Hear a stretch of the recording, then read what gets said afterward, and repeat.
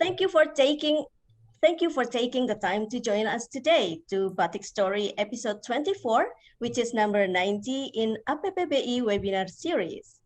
We would like to thank Yayasan Batik Indonesia, Komunitas Cinta Berkain Indonesia, KCBI Bandung, KCBI Singapore, and KCBI from all branches, our academia fellows, students, and of course, batik artists, batik experts, and batik enthusiasts for the constant support for APPBI. APPBI, what is actually APPBI? APPBI is Indonesian abbreviation that stands for Asosiasi Pengusaha dan Pengrajin Batik Indonesia, an organization or an association that consists of Indonesian batik entrepreneur and Indonesian batik artisans working together, strengthening each other, and through enhancing connection, shared experiences, and collaborative learning in order to establish a steady network, preserving Indonesian batik as one of Indonesian cultural heritage and also important part of Indonesian identity. Established in July 2017, today, APPBI contribution increasingly recognized and connected with various groups of wastra and batik lovers in national scope. During the pandemic that challenged all of us globally, the solidity of APPBI was proven by the success of presenting almost hundreds of webinar series accompanied by Bursa Batik, which provide benefits for batik artisans who were being terribly affected by pandemic. And of course, that success is inseparable from the generous support from all of you. Thank you, ladies and gentlemen. My name is Wayan Lesi. I will be your host for the next 2 hours. Today, we will start our agenda with an opening speech from the chairman of APPBI, Bapak Dr. Haji Komarudin Kudia, SIP MDS. After the opening speech, we continue to the presentation from our guest speaker, which title is 60 Years Journey of Batik Painting.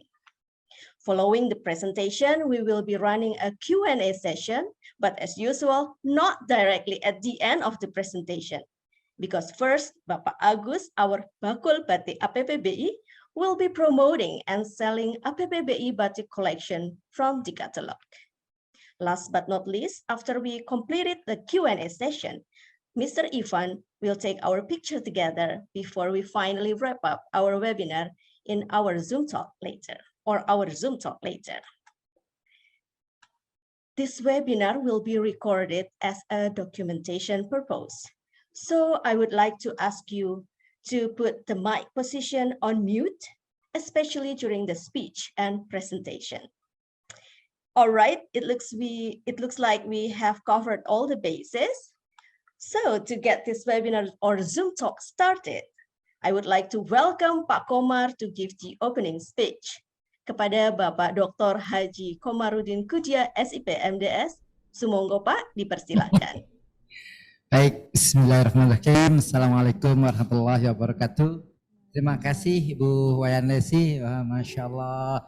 Hari ini kita spesial sekali ya. Moderatornya juga Masya Allah. Ini di Singapura ya. Narasumbernya ini asli dari Jerman. Good afternoon, Brigitte. Welcome in Bandung ya. Many thanks to Brigitte and Johan. Johan is the husband of Brigitte. For their support to APPBI. Yeah, okay. Today is the 24th Batik Storage webinar out of totally of 90 APPBI webinar episode. Yeah, and we hope that the experience and ability of painting batik technique can be taught to the younger generation of Indonesian batik lovers. We wish Brigitte and Johan good health and happiness with the whole family. On behalf of APPBI, thank you very much for your support. And today you is narasumber ya. The speaker. The speaker. Oke. Baik, Bapak Ibu seluruh para pecinta, pemerhati, kemudian juga akademisi dan tentunya di sini juga ada teman-temannya Brigit yang dari Jogja. Sekali lagi atas nama APPBI mengucapkan terima kasih. Ya, nanti Brigit setelah dari Bandung ini kembali lagi ke tempatnya Ibu Hania, Bu Hania. Ya, jadi alhamdulillah akhirnya kami bisa menghadirkan narasumber yang benar-benar asli ya, native dari luar negeri.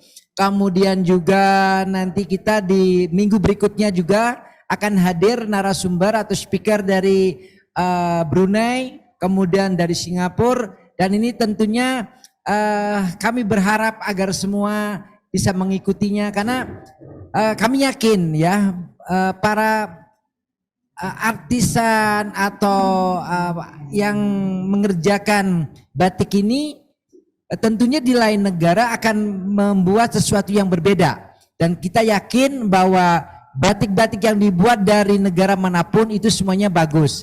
Nah, sehingga mari kita terus belajar ya, apapun yang nanti ditampilkan mudah-mudahan akan mendatangkan manfaat untuk kita semuanya ya. Itu saja, terima kasih untuk semuanya yang hadir pada hari ini. Mari kita ikuti apa yang akan disampaikan oleh narasumber kita atau speaker kita Brigit. Demikian, terima kasih Bu Wayan Lesi. Semoga lancar. Assalamualaikum warahmatullahi wabarakatuh. Waalaikumsalam warahmatullahi wabarakatuh. Thank you Bapak Komar. Terima kasih Pak Komar.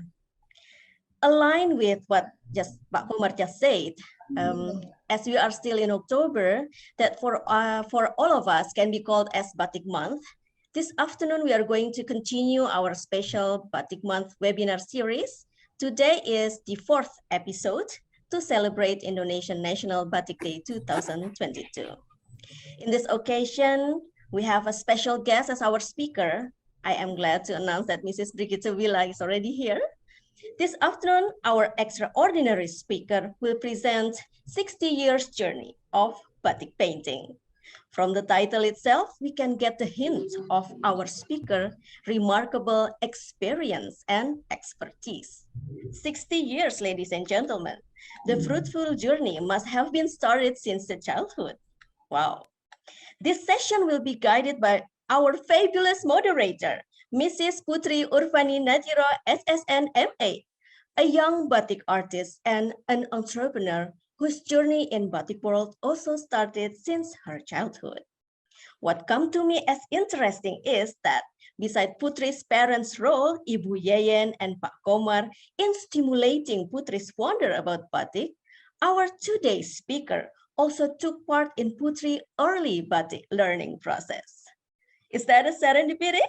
Probably it is. But for sure, having Putri here as a moderator, come with Mrs. Brigitte Willa as speaker is just great. After graduated from ITB, Institut Teknologi Bandung, and University of Southampton, Putri became more active in organization and building her own business following her various achievements in her batik world. Expanding her horizon. Currently, she is one of the APPBI committees in Foreign Affairs Division, and as an entrepreneur, Putri is the owner of Little Lassi and Shibotik Bandung. Okay, to cut the story short, allow me now to welcome Mrs. Putri Urvani Nadiro and Mrs. Brigitte Willa. Kepada Mbak Putri, please, the floor is yours. Thank you so much, Mrs. Wayan Lesi, for the lovely prologue. I'm very humbled by your introduction. And also thank you for the opportunity and the trust given to me as a moderator to guide today's seminar held by APPBI. It is a great honor for me indeed. Bismillahirrahmanirrahim. Assalamualaikum warahmatullahi wabarakatuh. Good afternoon, everyone. Thank you to each and every one of you for being here today at this wonderful event. Let me begin by giving you a warm welcome to today's seminar. Selamat siang, Bapak, Ibu, para hadirin. Semoga semuanya dalam keadaan sehat dan baik senantiasa. First of all, I would like to say hello to all batik lovers, observers, activists, experts, and seniors in batik world throughout Indonesia. Maybe some in Bandung, Cirebon, Jakarta, Kudus, Solo, Jogja, Medan, Garut, and etc. And in other parts of the world, maybe there is some in Singapore, in Penang maybe, and some of Brigitte friends in Germany, USA, and Japan. Welcome to this event. Thank you for joining the APPBI Zoom webinar today. Bapak Ibu, sekedar informasi, untuk sesi tanya jawab, pertanyaan bisa diajukan nanti dalam bahasa Indonesia ataupun bahasa Inggris. For your information, for the Q&A session, you can ask both in bahasa or in English in the chat box or by using raise hand feature. Alright, ladies and gentlemen, batik lovers, now we come to the main event titled 60 Years Journey of Batik Painting by Brigitte Willah. Me, personally, I have known Mrs. Brigitte since I was a little girl. My father introduced her to me after they met in an expo in Hanover in 2002. We maintain our good communications ever since. She's just like my granny from another country. And we met several times. Before pandemic, Brigitte came to Indonesia once a year. Yeah, and then once I had the chance to stay at her place in Hanover after I finished my study in the UK. I'm so grateful to know her. She always inspired me with her spirit in creating batik arts for the last 60 years. She also taught me her batik painting technique, and it is very amazing. You're all probably wondering what makes her batik technique different than the usual batik technique that we all familiar with. You may also curious about how and when did Mrs. Brigitte Willah first learn about batik that has become special part in her life until today.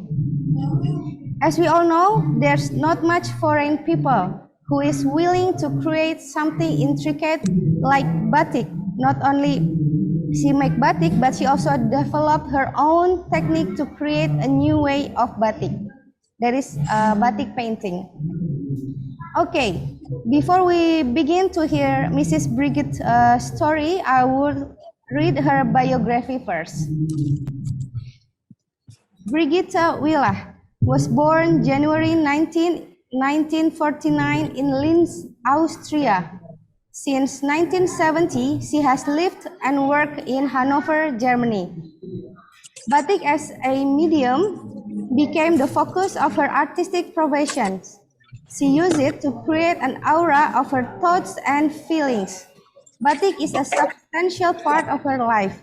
Her batik paintings are realistic and abstract images, Several of her solo exhibitions held in Germany from 1983 to 2018, and many more of group exhibitions held around the world from 1977 to 2022, such as in Indonesia, in Europe, in Belgium, and in Japan, Denmark, USA, the Great Britain, and many more.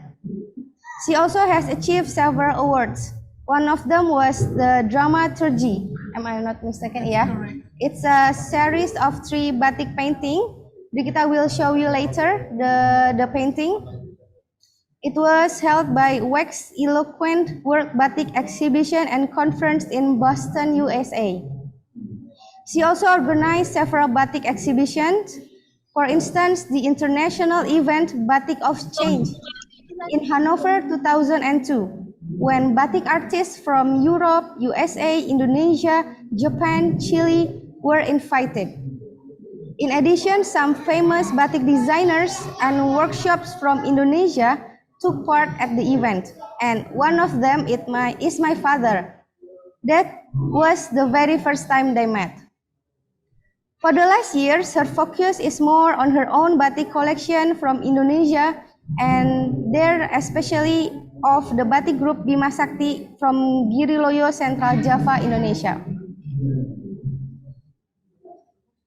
These batiks were exhibited together with Rudolf Mens in Cologne, North Coast Antique Batik Collection in June 2015 in the Museum Textile in Jakarta, titled From the North Coast to Bima Sakti.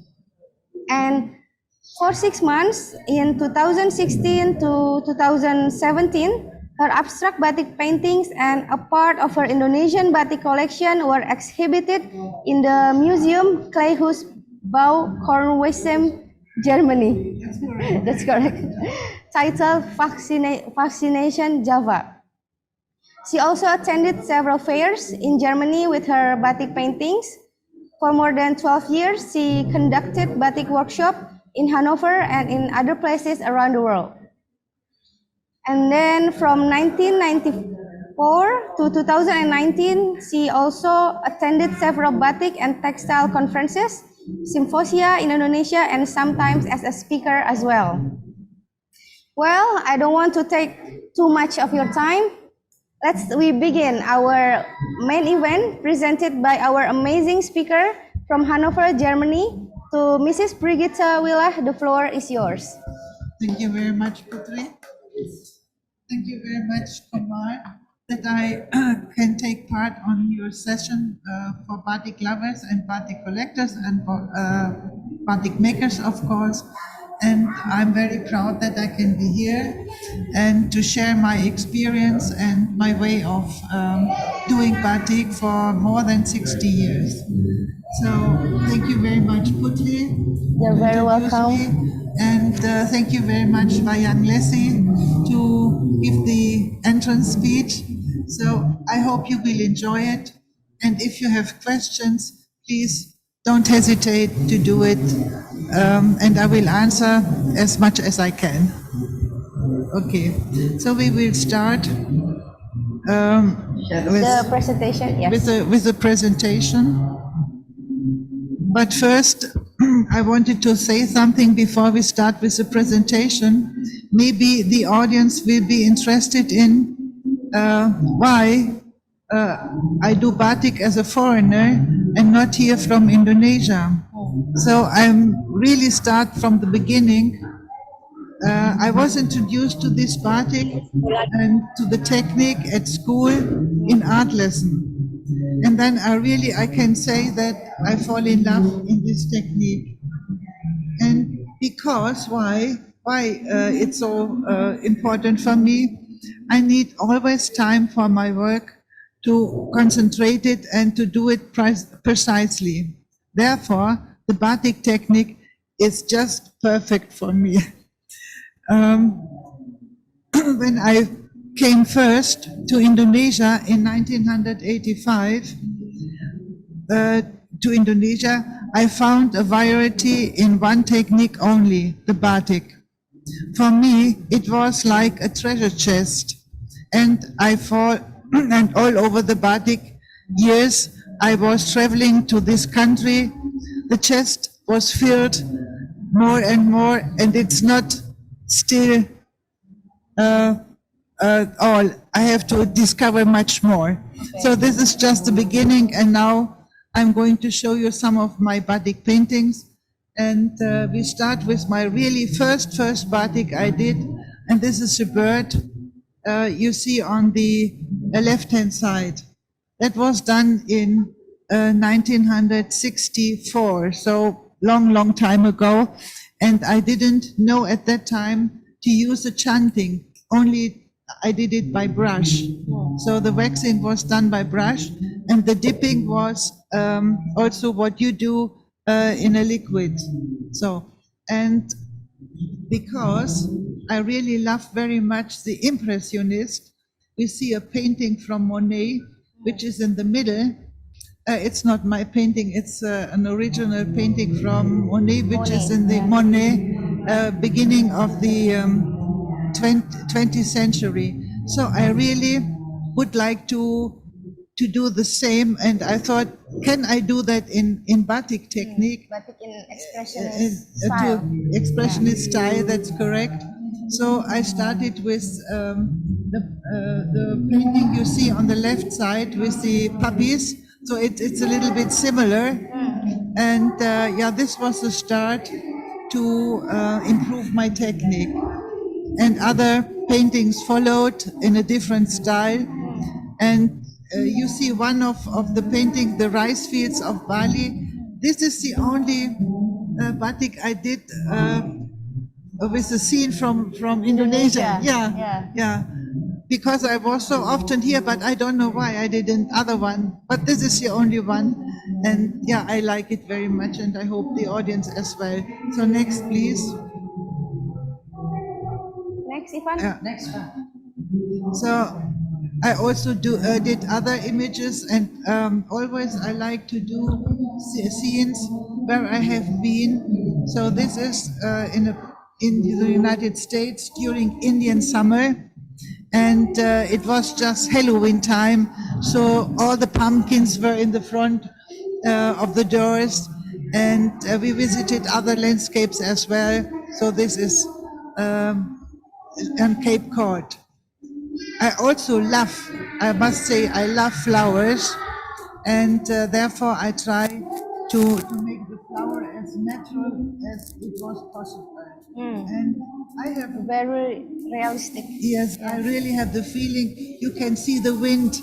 The tulip is the iris is really Being moving. blown by the wind. Yeah. That's correct.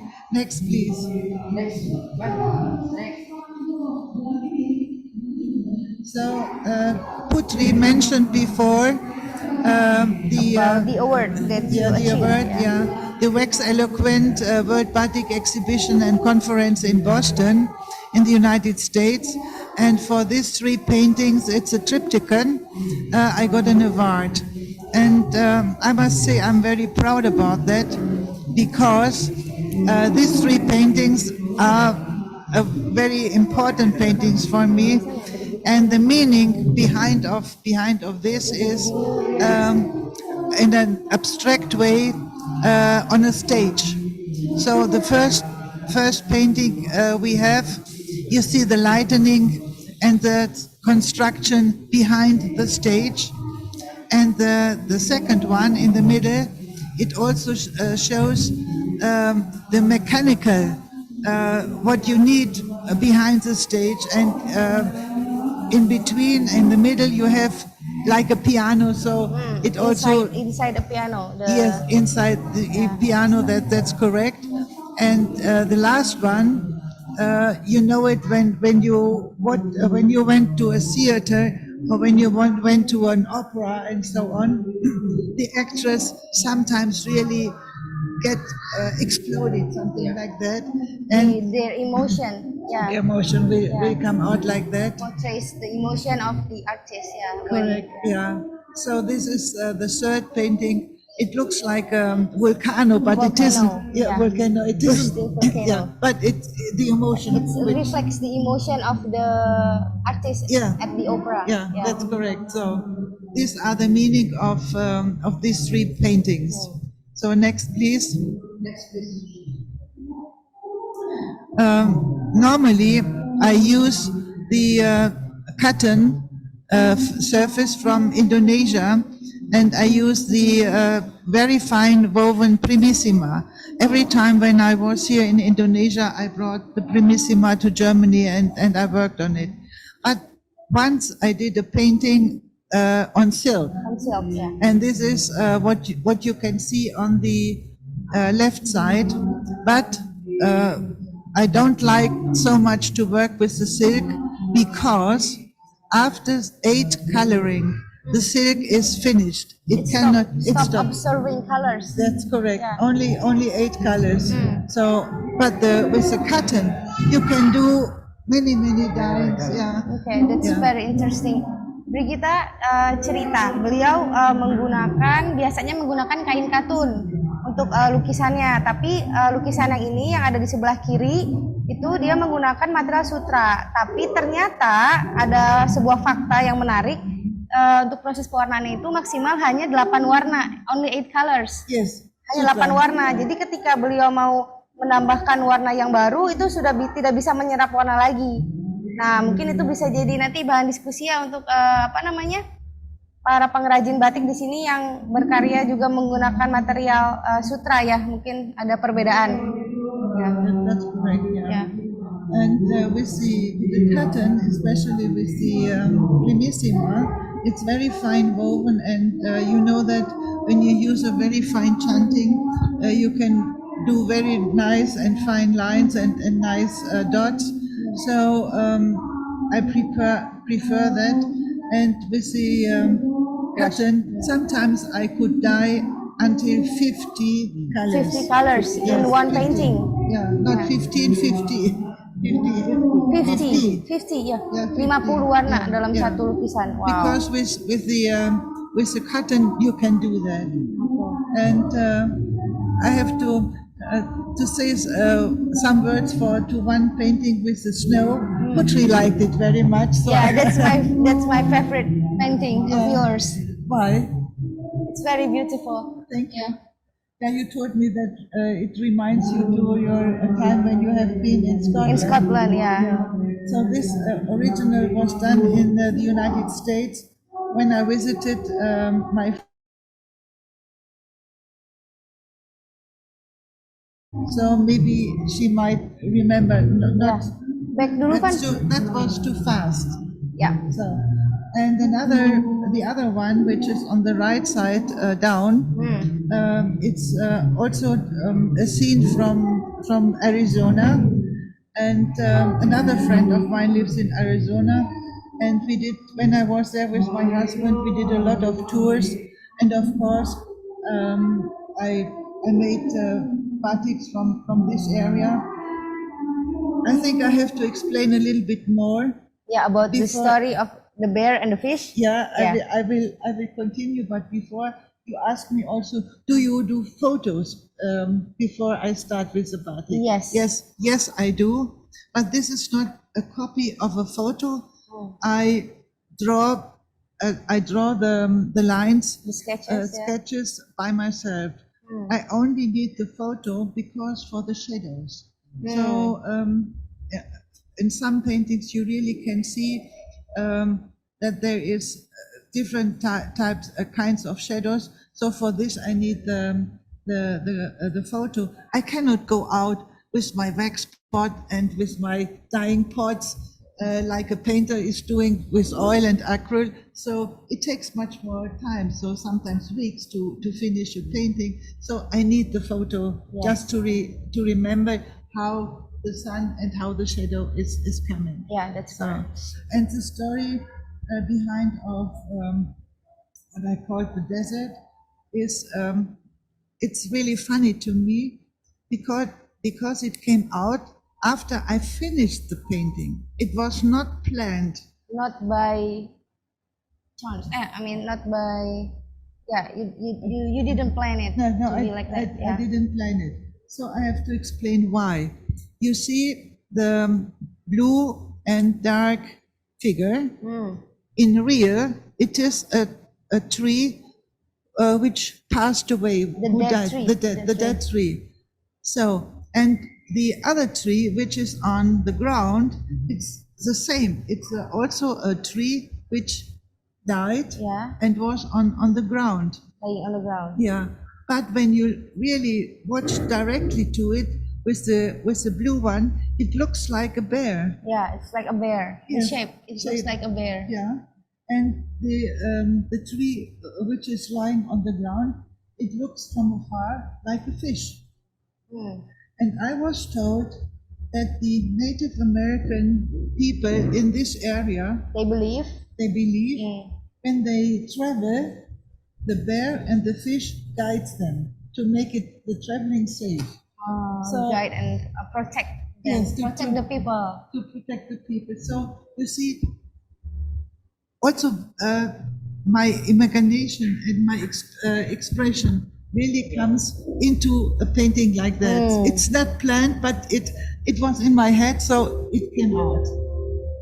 Yeah, that's very interesting story.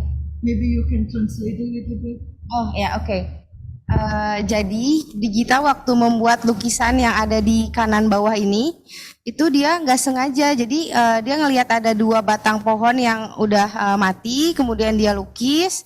Tapi dia nggak sengaja gitu melukis apa adanya aja. Tapi setelah diperhatikan, ternyata bentuknya yang biru itu seperti beruang dan yang coklat di bawah itu seperti ikan. Nah, ternyata kata temennya yang orang sana di Arizona itu, mereka percaya bahwa beruang dan ikan itu adalah sebagai penjaga, pelindung orang-orang di sana ketika mereka sedang berpergian gitu. Jadi tanpa sengaja memberi arti gitu, makna simbol, iya sesuai dengan kepercayaan masyarakat setempat gitu. Oke, maybe we can go next. Yeah, Next one. the next one, please. So this is a painting of mine which is in between of realistic and abstract. I made batik paintings in realistic style and also in abstract. But this is something in between, and I think it might be very interesting for you because on the left-hand side you see the whole painting, and on the right-hand side. You can see how many times I colored. For every color, I make a mark. Yeah. So you can count it, and every batik it's signed with my name and the year. I did it. Yeah, I did it. So, but it's covered when it's framed and when it's hanging on a wall. But when you take away the passepartout, the wooden space. Not the wooden, sorry, the paper. The paper, the frame. You can see the marks and you can see the year. Yeah. So this is a reflection from a bridge to a water with stones. Yeah. So you can imagine it's not easy to show it to make it in a batik that's water on. That's water, ya. Jadi so lukisan bayangan jembatan di atas air, di atas sungai. It was a river, right? Yeah, no, a pond. Oh, just a pond. It's a pond. Yeah. It's a pond, and there's a lot of stones. So you see the reflection on the detailed photo. Yeah. How detailed the stones are done in my technique, and every stone is different. Yep. No stone is the same. Yeah. Luar biasa sekali ya tekniknya. Jadi untuk dengan menggunakan teknik batik, kita membuat lukisan bayangan jembatan, seperti bayangan jembatan di atas air. Jadi bisa dilihat di atas kolam ya. Jadi bisa lihat tuh di batunya ya ada bayangan-bayangan dan ada apa tuh hijau-hijau lumutnya mungkin di dalam airnya gitu, sangat detail dan sangat cantik sekali. Terlihat seperti nyata ya, seperti bayangan asli yang kita lihat seperti itu. Okay. Next one. So now that was me when I was young. That's correct. Now we come to the batik process. For sure, you are interested in to know how I do this batik paintings and how is my technique. And once I was invited from Kumar to come to Bandung to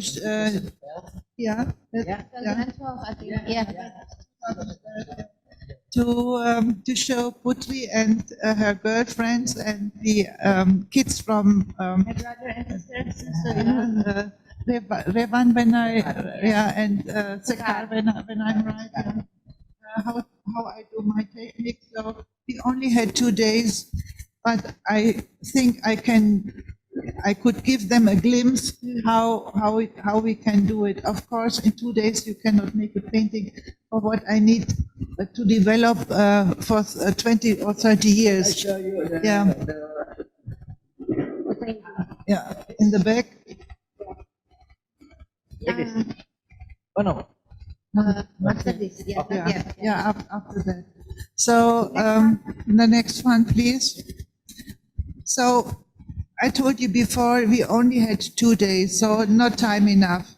So the 3 girls started with their ideas and they draw it, and I showed them how I do the painting. So we don't dip the color.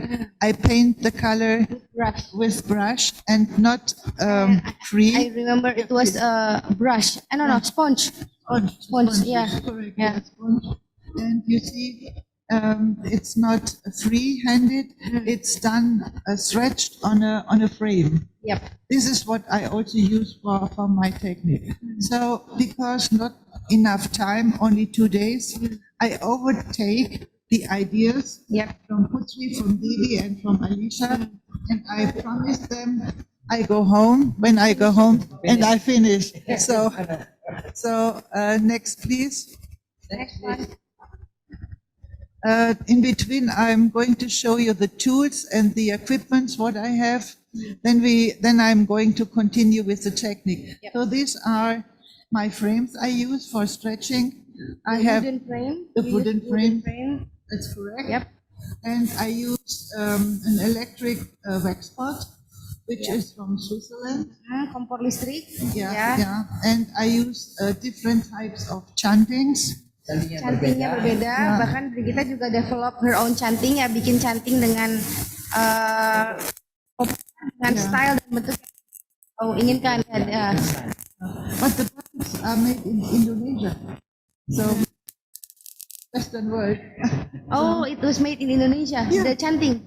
Oh. Yeah, made in Indonesia. And of course, I need a knife, and sometimes I need a brush for special effects. Yep. And the other one is no, it's for cooking. The stove. The stove. Yeah, the stove. I need a stove for the knife. Yeah. When I have a drop, you know that also, and you use to remove. You use also the knife and the hot. This I learned here in Indonesia. I didn't know before about that, but when I was once in a manufacturer, I saw, oh, what is this woman doing with the knife? So I was explained to remove the wax. So Istilahnya apa? Istilahnya? Ngeces ya, iya. Jadi kita juga menggunakan pisau dan piring kompor. Jadi dipanaskan ya pisaunya. Jadi kalau misalkan nanti ada kesalahan, ada netes-netes sama Brigita dihapus gitu menggunakan pisau yang sudah dipanaskan. And I'm sitting, and you see that my batik is, or the piece I'm working on is stretched, and this is my place in my former home, and I have a lot of light because just in opposite of a window, and I had a small space in our bathroom that was built extra for me for dyeing. And there are 2 photos, and the colors, because I do it with brush or with a sponge, I only make a small amount In the jars, and I have to dissolve the powder with hot water. Okay. Yeah. And you see my brushes. I use small or big brushes. various sizes of brush. That's correct.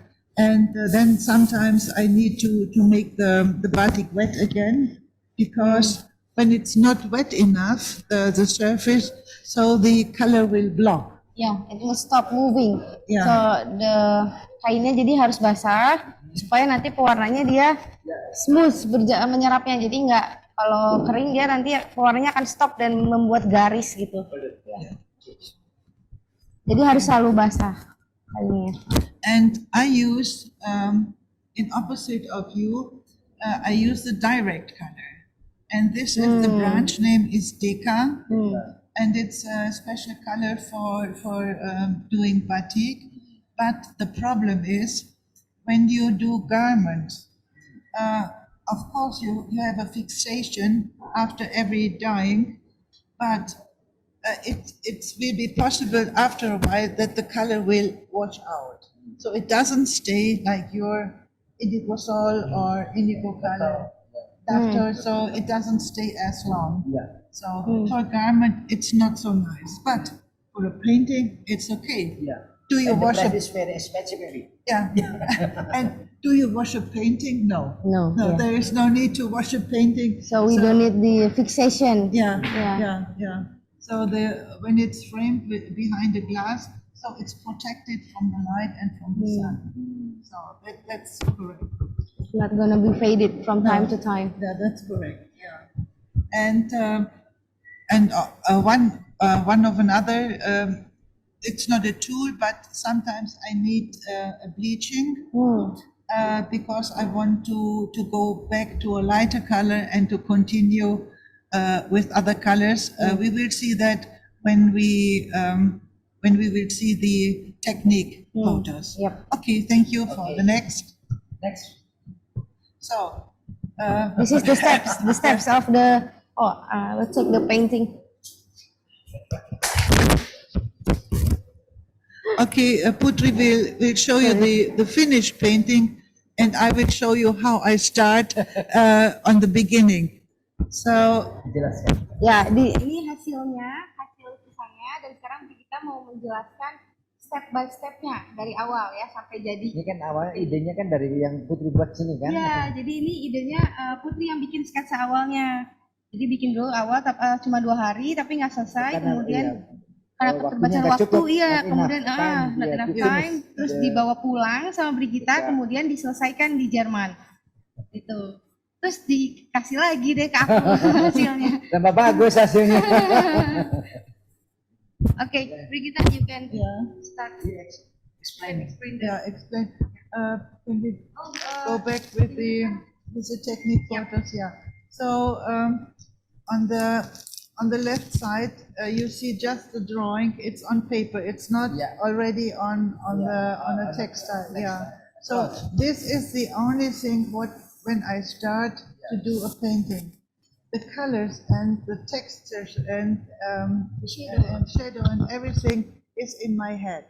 Jadi nggak bikin sketsa warna dulu nih, nggak ditentuin di awal mau warna apa, ini apa gitu tuh nggak dibuat dulu. Jadi semuanya tuh dipikirkan, udah dipikirkan di dalam sini urutan warnanya tuh apa aja gitu. Jadi diingat sama Brigita tanpa dibikin simulasi dulu lah gitu warnanya. Gitu. Jadi and on the left side you will think, oh, what is this? Is she going to show us her laundry? But this is not laundry, of course. These are the textiles, the primissima, which I used, and I have to do it and to wash it with very hot water because there is always on the surface. We call it. Now the word is gone away. Sorry, but there is, you know that there is something in the. Oh, ini ada. Mulai ada. Mordanting. So ada apanya tepung kanji. Menghilangkan tepung kanji. On it. Because this has to go away, otherwise the dyeing will be not correctly. Not absorbed So we can have the next one, please. The next one, please. So now already the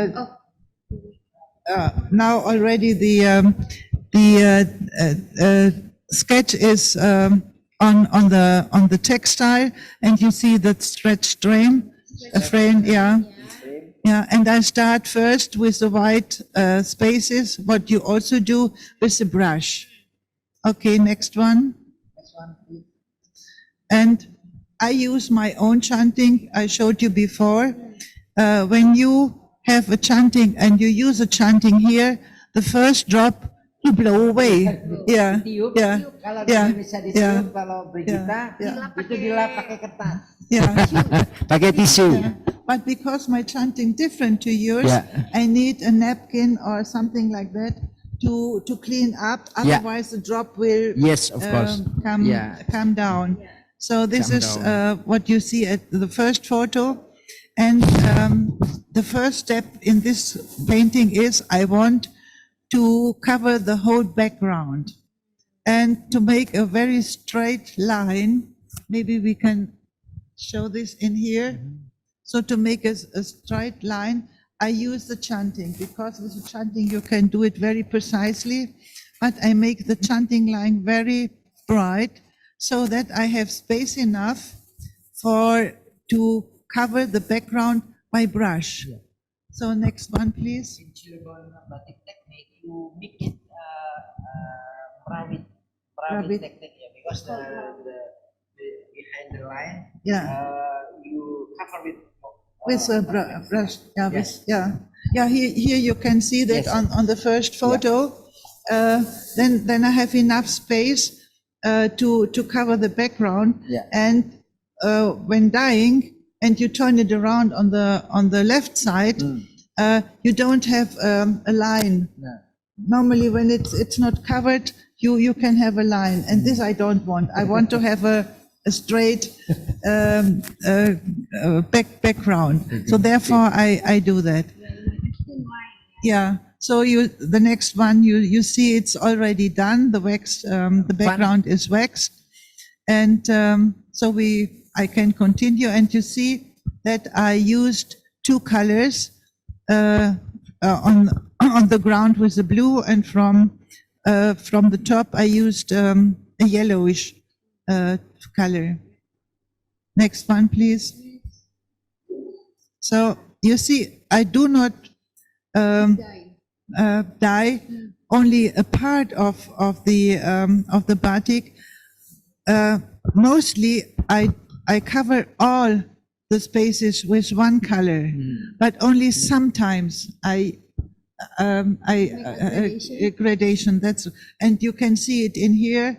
I use the coloring by brush, the whole space. It's the same when you dip it. Yeah. So because my space in my studio is not big enough. You have here outside a lot of space, and you can dip it as much as you can. But in my home, I haven't had this possibility, so I have to do it like this. But I thought it's done it by purpose. no, it's So if you have bigger space, you will dip dyeing it. yeah, Oh. but I don't have. Yeah, therefore I use the big brush and cover it all, and it's the same as you do dipping. And I always do dipping from the right side and from the left side, so that the color really should come through the structure of the material. And the same I do with the waxing, always right and left side. The same what you do here with a really good batik. So batik halus, you do two sides waxing, the same I do. Ya, itu saja. Dijelasin nggak? Kita juga membuat paintingnya itu Bolak-balik, bolak-balik, iya, ininya iya. seperti Double batik-batik side, tulis ya. Ya. Gitu. Terus mewarnainya juga itu arahnya itu dari kiri ke kanan, from left to right. Iya. Ya, mengikuti serat serat kainnya, kainnya. sehingga warnanya itu menyerap dengan sempurna gitu. Terus proses pewarnaannya juga menggunakan kuas, bukan dicelup. Tapi alasannya bukan sengaja ya pakai kuas, tapi memang karena studionya Brigit tidak luas. Space-nya kecil ya, ya. tidak luas, jadi menggunakan kuas seperti itu.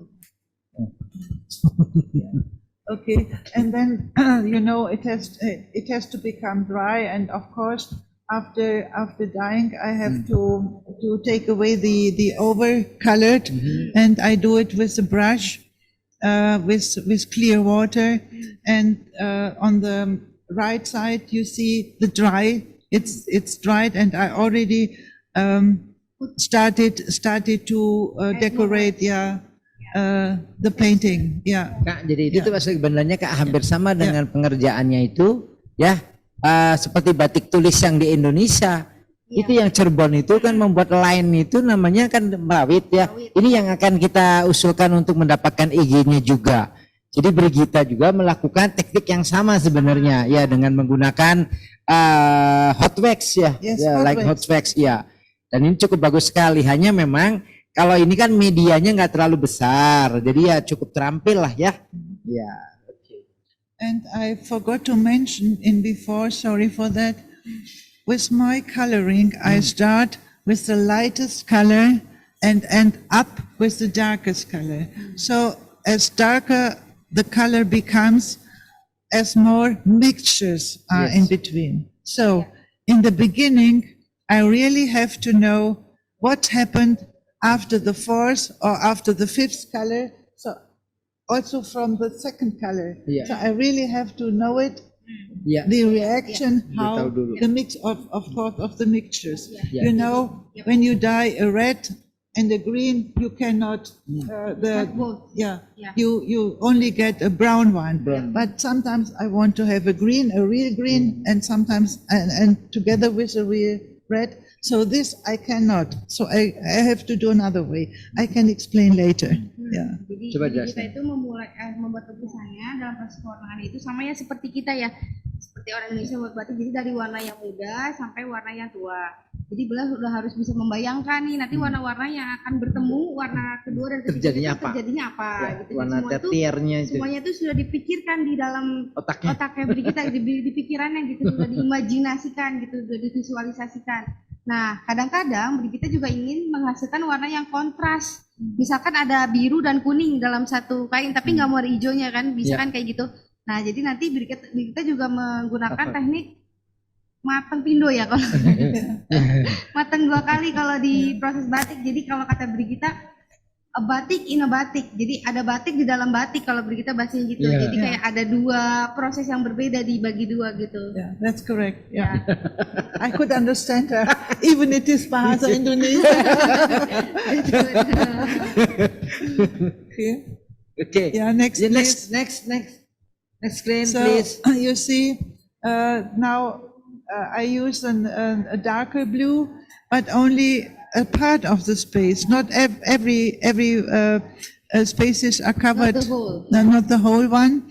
And on the left side, you see it's wet because you can see the drops, and on the right side it's already dry, so it looks a little bit lighter, but it's the same color. So I'm going. Udah kering, Ya, Yeah. yang masih basah. Yeah. So we Still can, wet. yeah, we can continue with the next photo, please. Next one. So here you have in detail, and it's a little bit more waxed.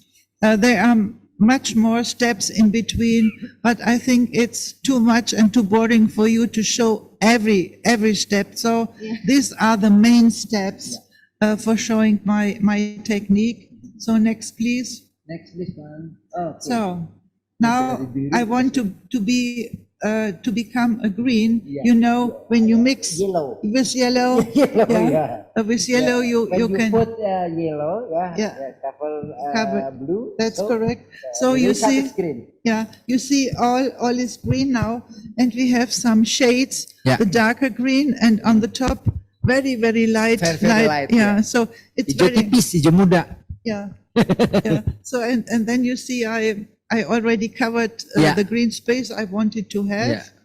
So now we can continue. Continue, please. And more or less it's the same procedure I explained in before. So more and more the painting will, let's say, grow up. Will grow up. It's like a child who started to walk, and will become an adult and older and can step. Yeah. So it's the same with the batik painting. Step by step we come to an end. Yeah. Next, please. So I want to come away from the green and from the brown, from the blue. I use, which I showed you before, a bleaching stick. Jadi kita ingin menambahkan warna kuning di situ. Ya, Tapi jadi- kan itu udah ada hijau hijau dan tadinya. biru ya, jadi kan nggak mungkin kan, udah jadi nggak di bisa. bleaching dulu Jadi di katanya. bleaching, jadi bagian yang hijau itu Dibuang. dibuang biar jadi, jadi putih. Nah di situ ya. Yeah. It doesn't become white. Not really white, not No. Not really white. Light. light. Light. Jadi warna broken white. Broken white. Yeah, Yeah. It doesn't become white. WB. It's just completely white. no. Yeah. But it's still enough for me to continue with another color. And you see the spaces with the very light yellowish. And what's very interesting for the technique is because I use also hot water before I start with bleaching, because sometimes the wax is not really fixed on the surface. So the hot water melted a little Yeah, bit yeah. from the backside. Yeah, yeah. So and then when I continue with another color, so the color comes through and it makes such a nice graduation. So you Karena really luntur sih. yeah. Tanpa disengaja Tanpa ya. disengaja karena Ya, luntur ya. tanpa disengaja kadang-kadang terjadi kayak karena panas bagian belakangnya, lilin yang bagian belakang meleleh, Ya. kemudian jadi menghasilkan efek warna yang Ya, gradasi. tidak diduga-duga, unexpected color, Yeah. but you like it. I like and I plan it. Oh, you plan it. It's not by chance. I Memang plan it. disengaja ya. Berarti itu salah satu tekniknya. None of the waxing and dyeing and planning is by chance. Everything is done by plan. Oh iya. So, Jadi semuanya itu tetap dipikirkan Kak. Ya, Iya, maksudnya gitu. yeah. Ya. Okay. Oke, next one. So you see, now I start with the dark yellow color, and it totally changed the image. And when of course when I use the next color like a dark orange, it starts again, and you see I do the waxing. But very interesting is on the right hand side. I explained you already with the hot water, with the plant graduation from the left side, and you can see it in the blue space. There are small spaces in it with orange and yellow. This is planned. This one here. This in here. Iya. Yeah, this here. Oh. Yeah, this is planned. This is not by chance. Ya. Yeah. Sorry that we don't have a laser, so I could maybe you can explain. Dijelasin. Oke. Jadi di bagian yang biru, bagian yang biru Yang biru mah ditutup itu Pak. Ya, di ditutup. cover dengan wax. cover dengan wax. Yang hijau juga. Yang hijau juga ya. Ya. Yang hijau juga. Tapi disisakan ya sedikit sedikit, ya. gitu untuk aksen, untuk warna coklat nantinya. Coklat, orange. Yes, before already. Before you put the yellow color. Yes. Okay. Ya, Jadi prinsipnya sama dengan apa namanya teknik Batik, batik ya. tulis ya. Ketika kita menginginkan banyak color, kemudian ini ketika mau memberi warna kuning atau ke arah ini kuningnya kuning orange itu ya yang hijaunya di cover dulu tuh, ditutup dulu sama lilin panas. Ya. You use canting or brush? Canting. Oh, dengan canting juga ya. Chanting dan brush. Ya. Oke. Both. Ya. Next one please. Okay, you see now here we have a light red, so it really starts to grow up. Next one, please. Nah, baru mulai ditutul nih. So Ya. this is another important step in one of my paintings. What I do is to take away the white spaces. When I introduced you my tools and my equipment, I told you that I need a stove and a knife to take away the wax. So this is the white spaces I had over there. I do not want to have these spaces in white, so I use the hot knife with the water, with the cold Ya, water, dipanaskan and ya. take all away the white spaces. Yeah, what I did before with the brush. Yeah. So Sorry, I will explain the technique batik in Cirebon. Yeah.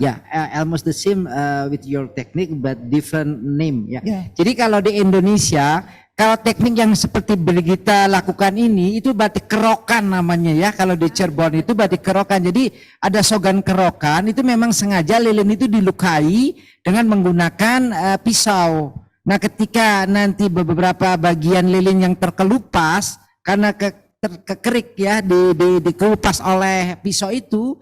Nah, nanti ketika diberi warna kalau di Cirebon itu kalau sogan itu menggunakan ergan biasanya orang menyebutnya dengan ergan atau warna seperti kuning emas itu, maka yang tadinya putih berubah menjadi warna kuning. Ya.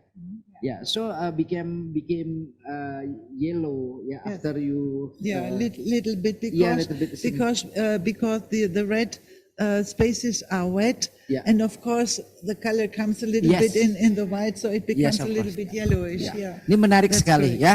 Hanya bedanya kalau di kita kan ininya space-nya kan kecil ya, jadi bisa cepat. Itu kan dipanasin tuh yang paling pojok kiri itu pisaunya dengan kondisi panas.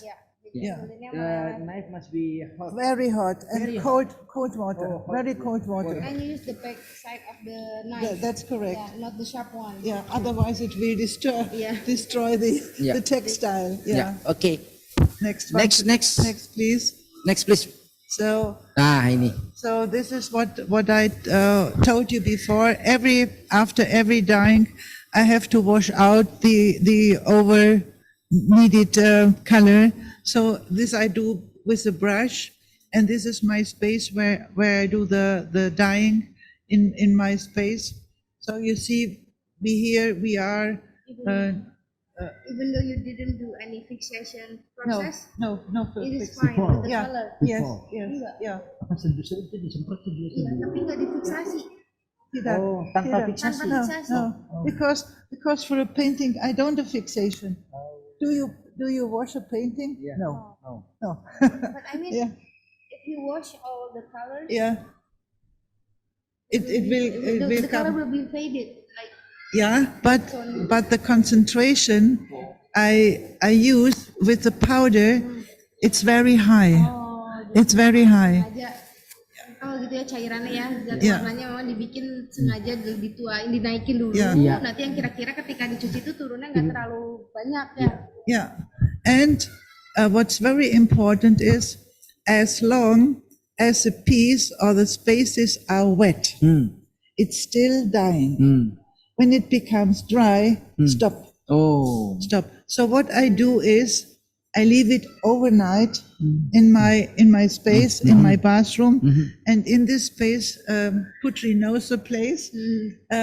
It's cool and it dries very slowly. So I Karena only dingin jadi Yes. keringnya lembab. ya. Ya. and I always do only one color per day. Oh. Satu warna sehari karena butuh di Kering Jerman dulu. itu kan di sana dingin, Iya. jadi mataharinya sedikit, jadi Ya, satu mengeringkannya hari tuh satu mengeringkan hari itu. gitu. That's really should dry very, very slowly. That Slowly. the color really should come to the middle of the weaving. Kita bisa bayangkan ya, untuk satu ukuran ini aja 1 hari ya keringnya. Bagaimana kalau misalkan kain panjang seperti kita 2,5 meter? Wah, luar biasa. Oke. Okay, Next one.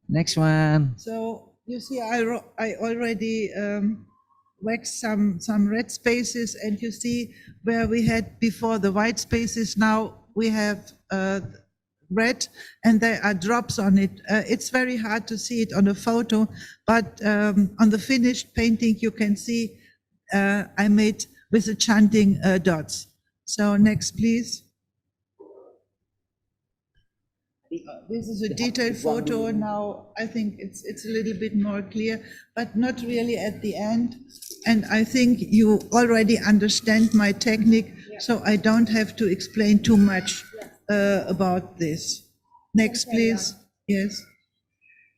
So the next problem will be after dyeing the last color. I always take a dark blue, and you know, when you have many colors underneath a dark blue, it will become a black. Yeah, so therefore I never use a black for the last coloring, because the combination of the colors underneath and the dark blue, it becomes a much nicer black than to use black, because this is sometimes a dark gray, not a real black. It's, I don't know why, but it is like that. But therefore I use the dark blue, and in the middle we will see the already dried piece, but waxed only some parts in between the lines, or some spaces in between still got the black color. So what do I do now on the really right side?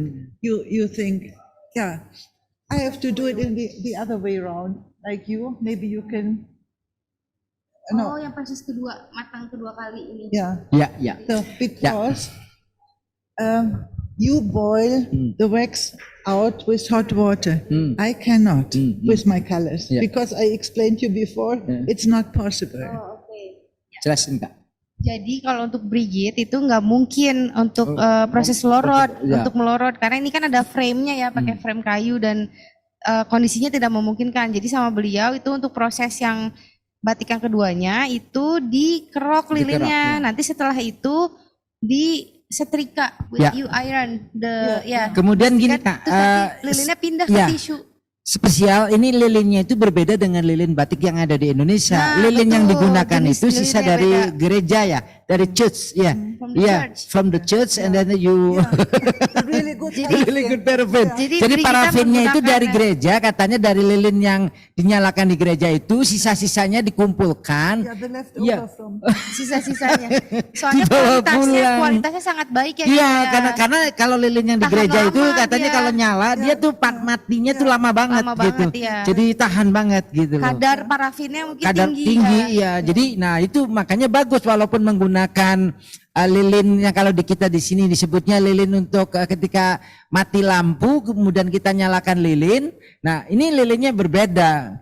Jadi kualitas untuk membuat karya ini karena memang juga lilinnya bagus Kak. Jadi nggak pecah dia. Ya. Not making a crack ya because the quality I don't want to have the cracks. cracks ya. Dan tadi juga Brigitte mention, jadi beliau tuh nggak suka kalau bikin warna hitam itu dengan warna hitam gitu. Jadi dia sukanya tuh mencampurkan warna-warna dari warna-warna sebelumnya gitu. Jadi udah warna pertama, kedua, ketiga, terus campur. Terakhirnya itu bukan warna hitam tapi warna biru. Ya. Nanti menghasilkan warna hitam yang lebih artistik menurut Brigitte dibandingkan menggunakan warna hitam, pure hitam, langsung hitam gitu. Yeah. I can understand. You understand?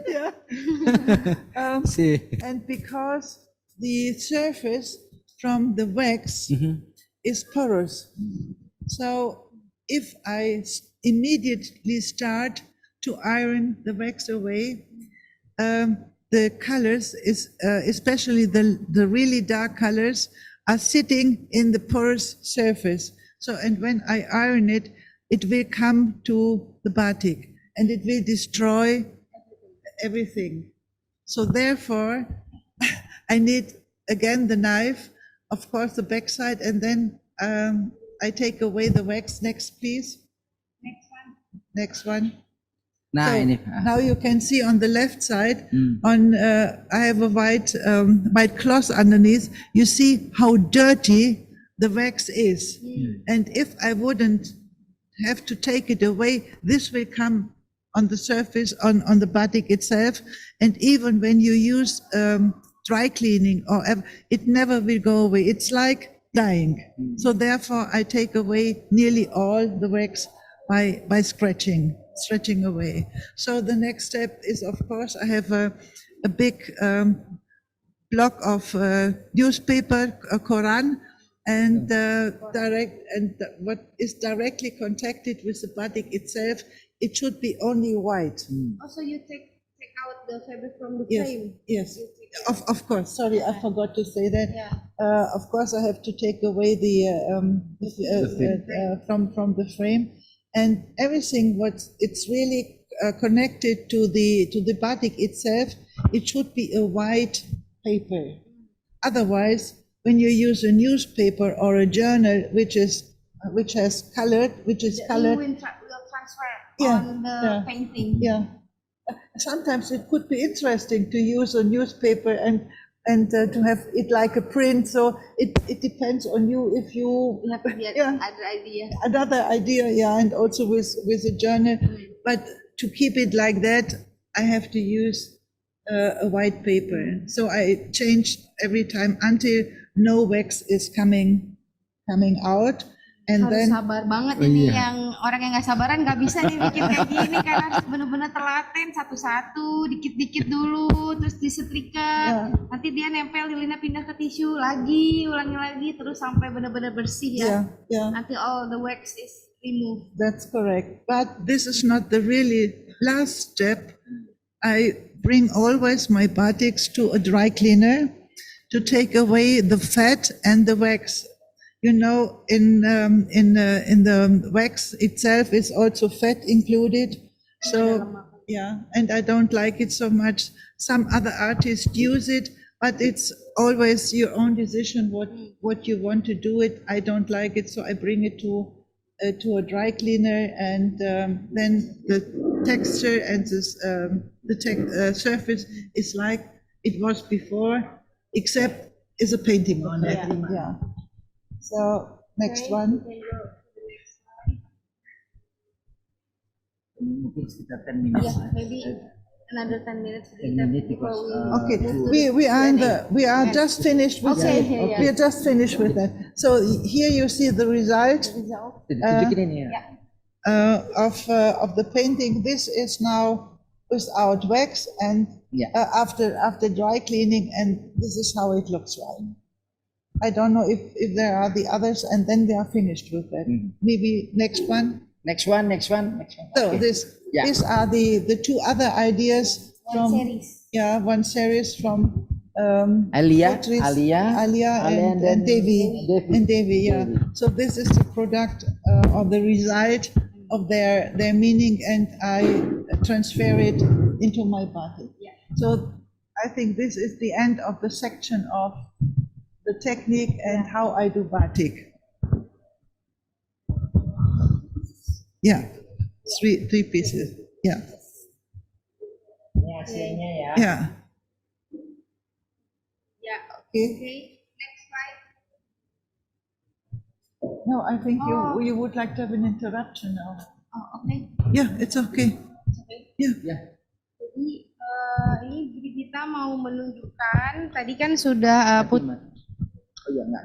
sudah Putri sebutkan sebelumnya bahwa Brigita juga mengajar workshop batik di Indonesia ya. Yeah. Ya, beliau juga mengajar selain Indonesia di Jerman juga. Yeah. Ya, you also have mengadakan workshop di Jerman dan Indonesia. Jadi ini ada contoh foto-fotonya. Mungkin Brigita mau menjelaskan Ini satu-satu. Jogja. Ini Jogja. You can explain. Yeah, yeah. I also gave workshop not only in Germany. In Germany, I taught batik technique for 12 years in a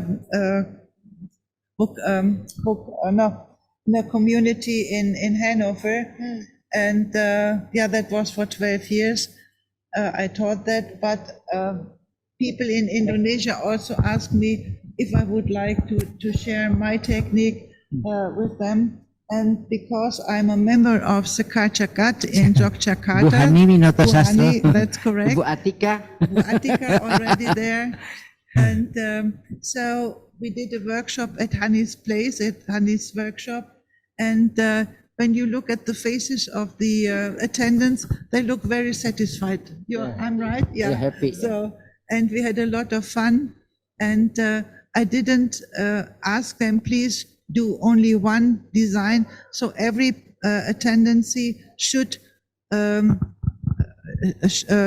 make it her own design. So I don't give Pola to make it. So everyone did it by themselves, by their own way.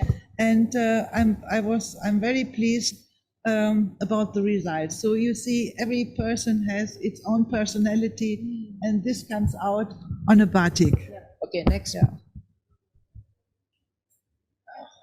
I also gave workshop at Ballet Batik in Yogyakarta. This was a bigger group, and it was not so comfortable because we had no table, so we had to do it on the floor.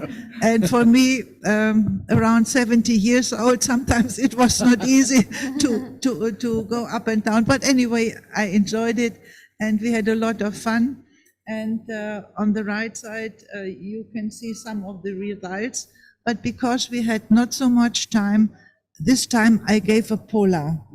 So Workshop yang kali ini sudah dibebaskan desainnya, jadi sama Brigita dikasih dua pilihan, desain yang the stones, the stones and the leaf. yang desain batu dan juga daun. Jadi nanti sketsa awalnya tuh sama, tapi hasilnya nanti jadi beda-beda ya.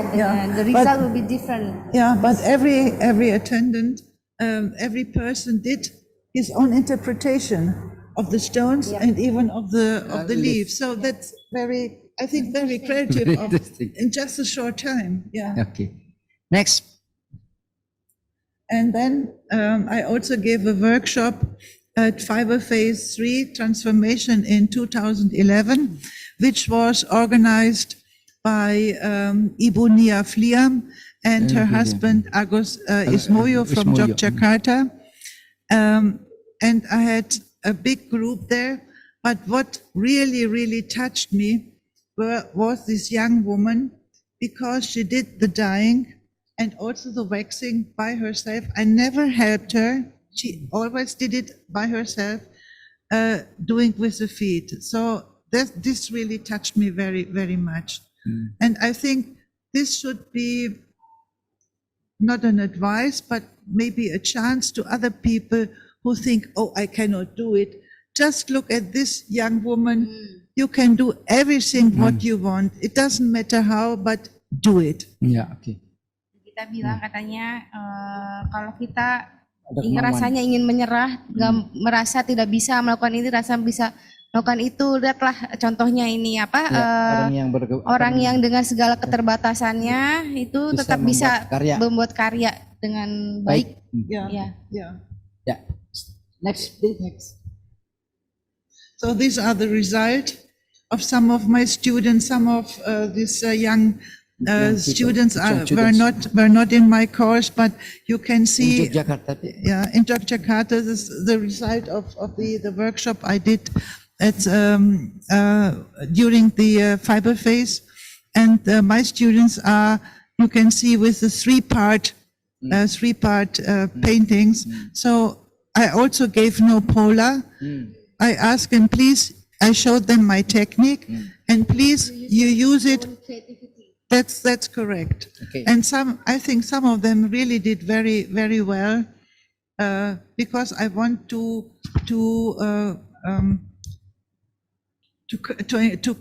encourage them. Please use your own mind and start with your own, not a given. Yeah. Okay. We can go next. Okay, next one. Maybe we can interrupt now and do the exhibitions after your presentation. Oh, okay, after the Q&A session. Yeah. Okay. Kan udah ada pertanyaan. Because this is too short. Okay, I can see there are already several questions and discussion in our chat box. Okay. But before we proceed to our Q&A session, I will invite Mr. Agus. Mr. Agus ya. Baru aja mau ngingetin. I'm invite Mr. Agus, to present beautiful batik made by artisan for APPBI. Dagang dulu, jangan lupa dagang. This week, please. Amanat soalnya, amanat. Ayo Mas Agus. Dari tadi saya tahu. Iklan dulu. Bisa iklan. Baik, terima kasih buat semuanya. Halo Brigit, Pak Omar, Putri, Mbak Wayan, dan semuanya. Terima kasih atas support ke APPBI selama ini. Ini 2 minggu yang lalu saya, Pak Omar, Ujayan, Mas Pak Felasuf berkunjung ke Lampung ya. Ini ada oleh-oleh dari Batik Lampung. Perkembangan di Lampung itu ternyata bagus sekali batik-batiknya. Dan ada beberapa oleh-oleh kami, batik-batik yang dikerjakan oleh para difabel di sana, tepatnya di Kabupaten Tulang Bawang Lampung. Nanti akan dilihat ya, batik-batiknya keren-keren sekali. Kita tidak menyangka kalau batik itu dikerjakan oleh para difabel di sana. Baik, untuk kali ini selain batik-batik dari Lampung, saya akan sampaikan juga batik-batik indah dari berbagai daerah karya anggota APPBI. Baik, Ivan, bisa dimulai. Nah, ini nomor 1 dan nomor 2. Nomor 1 dan nomor 2 ini adalah, belum muncul ya. Nomor 1 dan nomor 2 ini batik dari pembatik difabel dari Kabupaten Tulang Bawang Lampung. Ini juga motif-motifnya khas dari daerah Tulang Bawang. Ini harganya cukup murah ya, full tulis semuanya 650.000 dengan bahan katun primis ukuran 220 kali 110. Monggo yang berminat ya. Kemudian nomor 3 dan nomor 4. Nomor 3 dan nomor 4 ini lebih halus lagi, lebih halus lagi. Saya sudah melihat tantingannya ini sangat halus, lebih halus dari batik nomor 1 dan nomor 2. Ini masih dari daerah Kabupaten Tulang Bawang Lampung. Yang berminat monggo, ini motifnya 003 adalah bunga di atas gunung. Kemudian nomor 4 adalah kopi Lampung. Seperti kita ketahui ya, daerah Lampung adalah penghasil kopi robusta yang sangat enak sekali. Kemudian nomor 5 dan nomor 6. Nomor 5 dan nomor 6 sudah sold. Terima kasih. Harga ini adalah motif ukelan Lampung. Ukelan Lampung, jadi perpaduan dari waktu pernah belajar di Pulau Jawa ya, pembatiknya. Melihat-lihat dengan dasar ukel di Jawa ya, ini dipadukan dengan motif siger. Siger adalah mahkota ya, mahkota dari Lampung. Terima kasih yang sudah berbelanja. Nomor 5 juga masih bagus nih, kopi Gunung Pesagi. Kopi Gunung Pesagi itu, Gunung Pesagi itu ada di daerah Lampung di sana. Baik, nomor 7 dan nomor 8 masih karya difabel, karya dari pembatik difabel ya. Nomor 8 itu bagus sekali, ada di saya ya. Ada di saya ini. Ini seperti ceplok ya, seperti ceplok kawung ya, yang berminat. Ini harganya 750. Warnanya merah bata. Ini bagus sekali, bagus sekali. Saya sangat kagum waktu melihat batik ini ya. Dan ini memakai teknik isen-isennya, ceceknya cukup bagus dan menggunakan mereka bilang ada beras taburnya. Ini bagus sekali ya. Warnanya merah bata, harganya sangat murah nih, 750.000. Warna merah bata. Ini di bawahnya juga ada, nah ini dihiasi dengan mahkota. Ini ada mahkota Lampung ya, atau siger ya. Baik. Kemudian nomor 9, nomor 10, nomor 9 juga ini bagus sekali, motif gajah ya. Ada motif gajahnya dengan menggunakan rinningan khas Jawa. Tidak semua pembatik berani menggunakan rinningan. Ini ada rinningan ya. Biasanya di kota-kota Jogja, Solo atau Pekalongan, terutama Jogja Solo menggunakan teknik rinningan. Ini di Lampung mereka mau menggunakan teknik rinningan yang sangat cukup menyulitkan ya. Ini warnanya juga merah bata, motifnya ceplok-ceplok ada gajah dan lain-lain. Harganya murah nih, masih 750. Murah sekali, sangat murah sekali menurut saya. Kemudian yang sebelahnya nomor 10 ini juga motif kawung, kuningnya hebat sekali. Kuning dengan kawung siger. Ini dinamakan kawung siger ya. Ini motifnya kawung besar-besar sekali, dihiasi di dalamnya ada mahkota atau siger. Ini bagus sekali ini dua-dua ini dua ini adalah pilihan kita waktu itu 3 batik ini sangat bagus sekali. Harganya 750. Monggo yang mau mengadopsi ya, monggo silakan di chat atau di WA di grupnya. Nomor 9, 10. Kemudian nomor 11, 12 masih dari Lampung. Nomor 11 sudah sold. Terima kasih. Ini kuningnya juga bagus sekali dengan gambar ikan ya. Nomor 11. Nomor 11 sudah sold. Nomor 12 ini sajadah dengan 11, 12, 13 sajadah sudah sold. Terima kasih sekali. Ini batik tulis sajadah dengan dilapis dengan sudah dilapis ya. Motifnya di menara masjid yang ada di Bandar Lampung. Dihiasi dengan pinggirannya, nomor 13 itu dihiasi dengan pinggirannya mahkota siger sesuai dengan yang ada di Lampung. Baik, nomor 14 ini masih selendang mahkota siger ya, selendang mahkota atau siger. Ini bahannya rayon, harganya cukup murah, 200.000 ya, full tulis ya. Warnanya juga sangat soft ya, bagus sekali. Ada di mana selendangnya? Nah ini selendangnya. Ini selendangnya, sangat bagus sekali selendangnya. Nah ini hanya 200.000. Baik, untuk selanjutnya nanti kalau mau lihat-lihat lagi katalognya akan saya share di chat ya. Terus selanjutnya nomor 15, 16, 17, 18 ini batik Bandung. Batik Bandung harganya ada yang 1.500.000, 1.500.000, batik-batik tulis yang sangat indah. 17, 18 juga masih sama. Dari batik Bandung ada dari katun primisima, harganya ada yang 1.750, ada yang 2.500.000. Kemudian nomor 21, 22 masih dari batik Bandung, kain panjang ya, kain panjang katun primisima, harganya 1.500.000 dan 2.500.000, sangat bagus sekali. Monggo yang berminat. Nah ini untuk nomor 23, 24 batik Megamendung dari Cirebon 23, 24, 23 ini namanya megalotus 5 gradasi mega mendungnya Bang Biru ya. Kemudian nomor 25, 26 ini batik sarung-sarung peranakan Cirebon. Nomor 27 batik tulip Bang Ren dari Cirebon. 28 batik Banji dari Cirebon. Monggo yang berminat. Kemudian nomor 29 galaran dari Cirebon, 30 parang barong khas Cirebon. Kemudian kita masuk ke kita ke daerah Tuban. Dari Tuban ini adalah khasnya Tuban dari bahan tenun gedok ya. Tenun gedok ini bentuknya sayut atau selendang ya. Sayut atau selendang dengan bahan tenun gedok, warnanya warna alami dengan warna alam biru indigo vera. Monggo, ini harganya 1.750.000. Ukurannya 3 meter kali 60 ya. Mereka menamakannya adalah sayut atau kita biasa menyebutnya gendongan. Ini sekali bahan yang sangat langka, hanya ada di Tuban. Monggo, harganya 1.750.000. Nomor 33 masih warna alami, warna alam dari Sogan. Kemudian 34, 35 ini masih dari Tuban dengan warna indigo vera. Kemudian kita kembali ke Jawa Tengah dari Solo. Nomor 36, 37 batik dari Solo. Nomor 37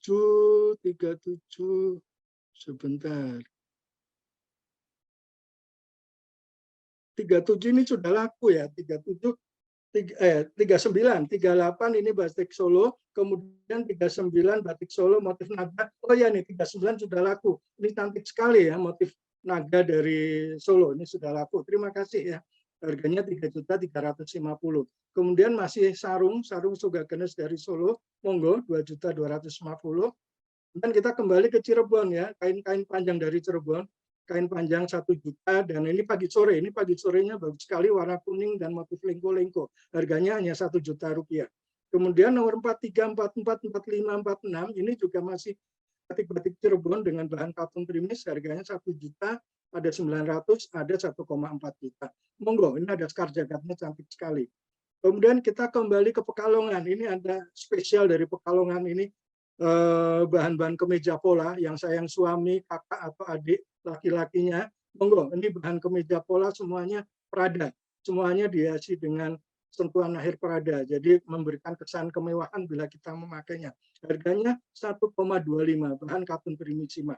Monggo 47, 48, 49, 50, 51. Ini adalah kemeja pola tulis dari Pekalongan dengan sentuhan akhir Prada emas atau Prada gold. Kemudian kita ke batik Pamekasan 52, 53, 54, 55, 56. Batik-batik tulis Pamekasan dengan harga 300.000 dan 750.000. Full tulis ini dari Pamekasan Madura. Kemudian kita ke Jogja, ini adalah batik nitik dari Jogja. Nomor 57 selendang, ini masih selendang ya. Selendang harganya 200.000. Ini menggunakan canting tulis nitik. Canting tulis nitik. Kemudian nomor 58 juga masih nitik melinjon. 59 nitik cekar srengenge. Oh, sudah sold. Terima kasih yang sudah membeli batik nitik selendang ini. Kemudian 60 masih selendang nitik. 61 batik cap kontemporer dari Jogja. Dan kita ke batik Solo. Batik Solo ini masih nomor 62, ini warna alami. Ini warna Sogan ya, hanya mungkin karena pengaruh warna ya, pengaruh warna cahaya. Kemudian 63, 64 ini masih dari batik soga-soga Solo. Sogannya Sogan khas yang sangat khas dari Solo. Harganya 1.250.000 dan 1.500.000. Kemudian 65 ini masih sarung-sarung dari Solo. Warnanya Sogan dan colet warna merah. Harganya 1 juta. Monggo, ini bagus sekali sarungnya. Dan kita ke Cirebon, nomor 66 ini selendang. Oh, ini selendang. Nomor 66 selendang, 67 sarung, 68 juga sarung. Harganya bervariasi ya. Ada yang 500.000, ini tulis loh masih. Kemudian 69 harga 750 motif Banji. Kemudian 70 motif sekar jagat masih dari Cirebon. Baik, next. Kemudian ini ke Jawa Timur ya, dari Probolinggo. Probolinggo biasanya kita kenal dengan mangganya ya, sekarang sedang musim mangga di sana. Oh, ini nomor 71 Marilyn Monroe. Waduh, ini bintang film terkenal sekali dari Hollywood ya. Diabadikan dalam bentuk batik sudah sold. Ini Marilyn Monroe dengan latar banji sudah sold, harganya 2.500.000. Kemudian nomor 72 masih Marilyn Monroe tapi latarnya bukan banji. Ke 73 masih batik dari Probolinggo, harga 2.500.000. 74 sudah sold. Terima kasih. Ini dari bahan katun sutra ya. Terima kasih. Harganya 2.150.000. Masih dari batik Probolinggo nomor 75. Harganya 2.150.000. Monggo. Ini pembatiknya ada di sini. Ikut zoom loh. Ada. Ini pembatiknya berkumis ada di sini. Nanti akan kita kenalkan ya. Kemudian nomor 76 ini dari Pamekasan, kain panjang harganya 750. 77 dari Pamekasan, oh sudah laku, sudah sold. Terima kasih. Motifnya leng-oleng, saya tidak tahu artinya ya. Leng-oleng mungkin kalau bahasa Jawa oleng itu pusing ya. Kemudian nomor 78 motif beng jeruk, harga 750.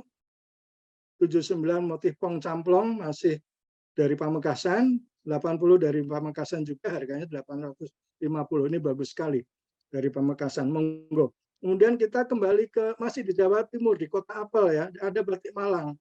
Batik Malang, batik Malang ini dari bahan katun primis, harganya 750, 81, 82, 83, 84. Bahan katun primis tulis, harganya 750. Kemudian 85 ini dari bahan katun sutra, motif cumi-cumi, harganya 1,25. Ada yang penggemar ikan atau penggemar cumi, monggo silahkan. Kemudian 86, 87, 88, 89, 90 ini batik-batik Cirebon, sangat cantik-cantik, monggo harganya ada yang 850, ada yang 1.500.000. Ada motif parang, motif liris, dan lain-lain. Monggo. Kemudian ke Sumatera Barat, kita ke batik Minang ya, batik Minang. Ini ada motif rumah gadang kaluak paku, motif carano Minang, motif flora dan rangkiang Minang, dan lain-lain. Harganya 1.350.000. Masih dalam bentuk kain, ada bahan dobi, ada bahan katun. Ukurannya 250 kali 115.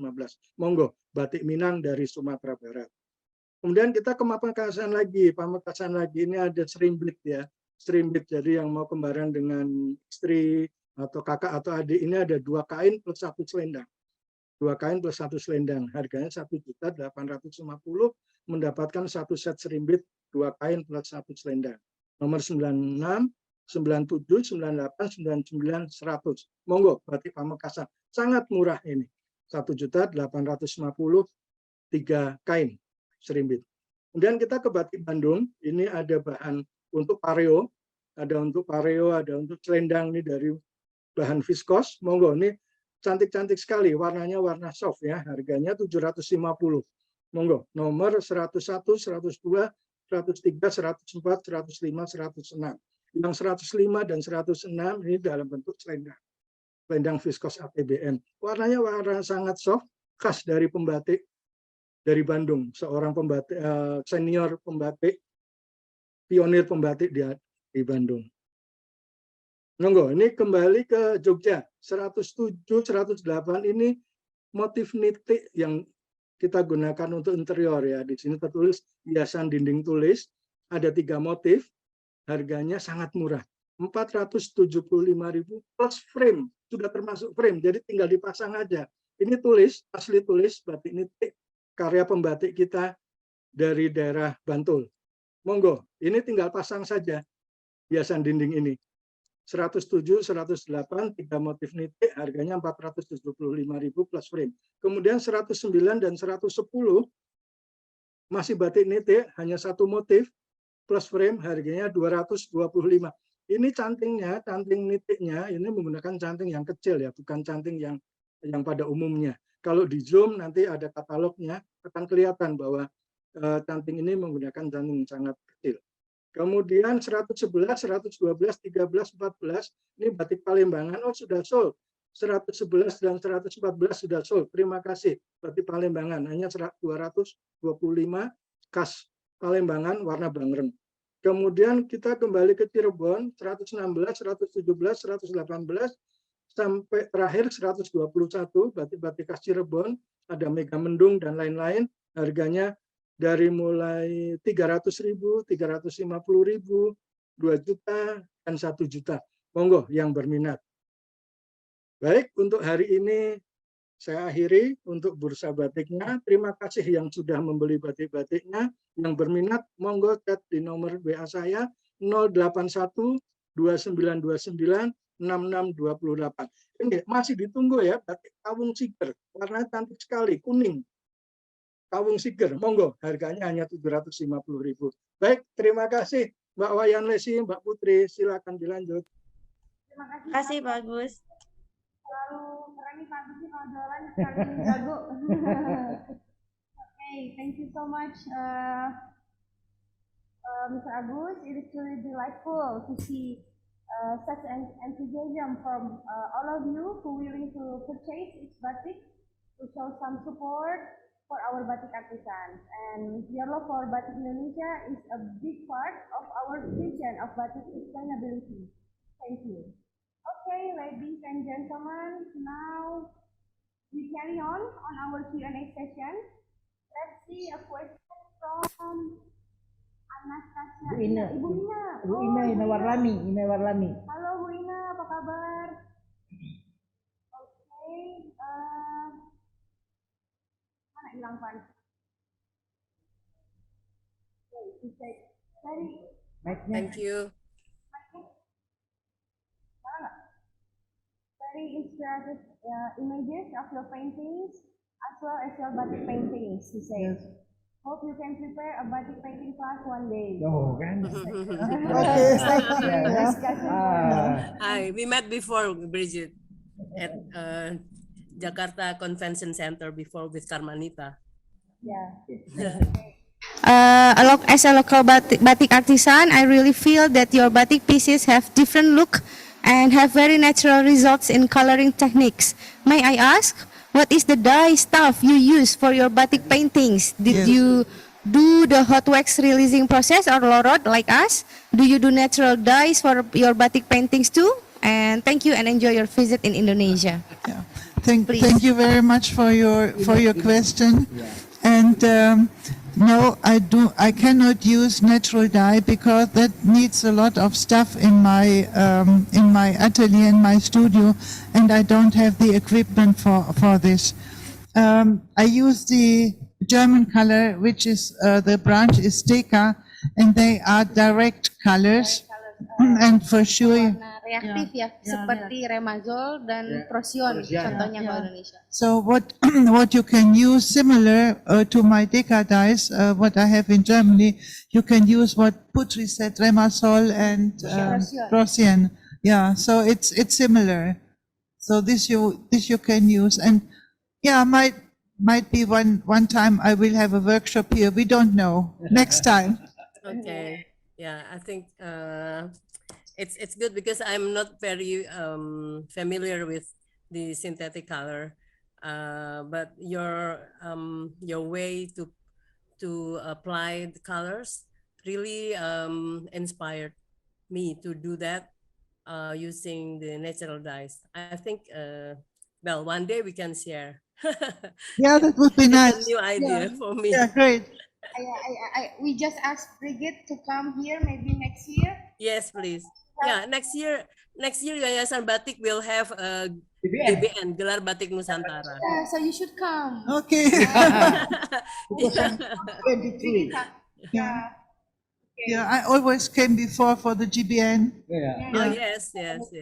Before pandemic. Pandemic. Yeah. Oh yeah, before. Yeah, we met before. Okay, thank you very much. Thank you. Okay. The next question. From, Wah, bukan Atik. yeah, Ibu Ken Atik from a lecturer from Tria UMB Bandung. Okay. Salam Ibu Brigitte. What difficulties have you experienced when using batik techniques? And when you know batik, when you know batik first and use it for your painting, that's amazing artwork. Yeah, that's a long journey, and thank you for this question. And therefore, the title of this session today, 60 years batik journey. I met the first time when at school, and that's correct, 1980. No, before 60, 85, I came first time to Indonesia. So when I was 14 years old, so you can count back. I'm now 73, so you have a mathematic lesson and you count back. So since that time, I use this technique, and of course, Maybe you can tell them where. in Germany, I learned it in Germany, not here in Indonesia. I already was introduced at school at the art lesson. So, and as I told you in my beginning, I really fall in love in this technique. And for me, it's just the right technique. And I really know, I can tell you, I know this is what I want to do further on. So, and it's still until now. I stopped doing batik because we left our house and we moved into a condominium, and now I don't have space enough for my equipment and so on. But I'm still connected with batik. I collect batik, and I still have wonderful connections to so many batik makers and artists in all over Indonesia. So thank you to all. Thank you to all. That I could meet you and that I could learn from you. So, is that answered? Is the question? Mungkin Putri tambahin ya sedikit. Jadi Brigita ini awalnya kenal teknik batik ini adalah dari gurunya di tempat les seni dia di sekolah gitu. Jadi ada kayak seperti ekskul lah, ekstrakurikuler di sekolahnya. Itu ada mengajarkan batik. Memang disebutnya batik sama gurunya, tekniknya itu. Dia mentionnya batik as a batik. Nah dari situ Brigita tertarik untuk explore. Dia nyari buku tentang batik di Jerman tapi nggak ada. Kemudian ada Mr. Rudolf Smans, ya. Beliau ngadain tur batik Indonesia. Nah itu di tahun 1985 pertama kali Brigita ke Indonesia untuk belajar batik lebih jauh lagi. Nah awalnya Brigita itu menjadikan batik itu sebagai hobi, tapi kata suaminya, kata Johan, dia encourage Brigit, her husband encourage her to push it. Jadi kalau kata Johan, kalau cuman hobi tuh negatif gitu, kesannya kayak cuman untuk iseng-iseng aja gitu. Kamu lebih baik lebih serius gitu, jadiin your main profession gitu. Akhirnya Brigita apa ya? Put all the heart into it gitu. That's correct. Yeah. Okay. Next question. Next question. From Marilyn Solomon, your friend. This is my friend. Yeah. My friend from America. from California. Okay. I'm so glad that she is on. Yeah. Yeah, she asked, Bridget, it was a thrill to see and hear you. A huge honor, much love. I hope I can access the recording. Let me know It's possible. Yes. It is Kate here and I am going to sleep. Oh. Yes. It's very late in the US. Yeah. It's very late. Thank you, Marilyn. Thank you very much. I will do. Okay. I will share the recording. Yes. Recording, yeah. Okay, next question. question, please. Nggak hilang. Mbak Putri, Amerika. ininya nggak kelihatan gambarnya, kameranya. Gambarnya nggak kelihatan, Pak. Suaranya tapi aman nggak? Suara aman. Udah. Udah. Okay. Bentar. Another question from Rika. She's from Japan. She's Oh, from Japan. Okay. Also your friend, Yes. friend of yours. Okay. Yeah. Thank you, Bu. You mentioned that you use brush for the dyeing instead of dipping. In this way, do you get the canvas dyed evenly? Yes. I imagine as the bigger the canvas, it is harder to dye it evenly. That's correct. Yeah, that's correct. But my paintings, the biggest one are 1 meter to 1 meter. When you imagine that I sometimes use 30 to 40 colors in one piece, it would take me a lot of time. And maybe you remember the working place I have. It's a table, and I don't had so much space to make the paintings bigger. So for this, I needed a bigger studio. Therefore, my sizes, the biggest one is 1 meter by 1 meter. Maximum. Maximum. Okay. Mr. Dipu Alan is the founder of Batik Indonesia Foundation. Oh, I see. You can see. Hi. Mr. Dito. Hello, Mr. Because I only see this. Buka pan, Ses. Ya. Okay. Because I'm painting, but not batik painting. Yes. I'm a painter. But thank you for your joining or coming for this meeting. That's very interesting. I really appreciate that young women, ladies could learn more about batik. So we encourage from the Indonesian Batik Foundation. Now she's already 28 years old. We developed this. Actually, we would like to promote any opportunity for young women to participate in batik, because I believe that is a good opportunity for them, for the economy as well. So I hope I thank you very much, Pak Komar, Professor Komar, and also APPBI. What is APPBI? Indonesian Batik Cooperation Association. So together with the Indonesian Batik Foundation, we could work together, and actually we encourage also on how to use the dye stuff from the natural products. Not chemicals. That is also now I would like to encourage all the batik designer and the batik companies. We promote as well because Indonesia has a lot of many Sources. sources for coloring. Okay, Pak Komal. I know it's almost end 10 minutes from now until 3:30 p.m. 3 p.m. Okay. Who's the moderator? Thank you. Mbak siapa? Putri. Putri. Anaknya Pak Komar gitu. Ya, Putri. Thank you. Anaknya Pak Komar. Oh, okay. Good Pak Komar. Ajak terus anaknya. Okay, terus. Bagus, it's very good. Okay. Yes. Okay. Go ahead. Barangkali ada pertanyaan lagi, Mas Ivan? Satu lagi ya? Satu lagi. Oh ini. Dari itu. Ini udah dijawab tadi ya? Kayaknya ya. Oh beda ya? Oke.